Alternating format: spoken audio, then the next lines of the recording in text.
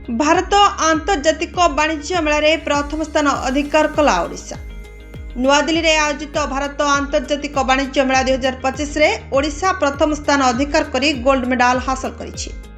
नुआदिल्ली रे अनुष्ठित स्वतंत्र पुरस्कार प्रदान अवसर में भारत वाणिज्यिक प्रोत्साहन संगठन इंडिया ट्रेड प्रमोशन ऑर्गेनाइजेशन तरफ आज यह पुरस्कार प्रदान करा जायछि।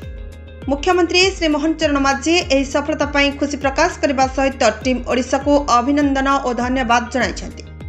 मुख्यमंत्री कहते जे जातीय और अंतर्जातीय स्तर में राज्यर मर्यादा को वृद्धि करने दिगरे यह एक उल्लेखयोग्य सफलता।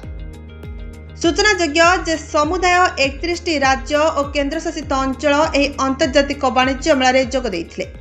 ओडिशा सामग्रिक प्रदर्शन क्षेत्र में उत्कर्ष हासिल करी यह सफलता हासिल करिछि।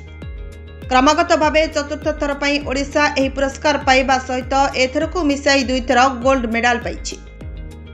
सूचना और लोक संपर्क विभाग प्रत्यक्ष तत्वावधान में आयोजित यह मेला रे राज्य सरकार 9टी विभाग 26टी स्टल स्थानित होइतिला। 2036 सुधा समृद्ध ओडिशा गठन लक्ष्य एवं एक भारत श्रेष्ठ भारत अभिमुख्य को यह प्रदर्शनी माध्यम उपस्थापित करा जायतिला।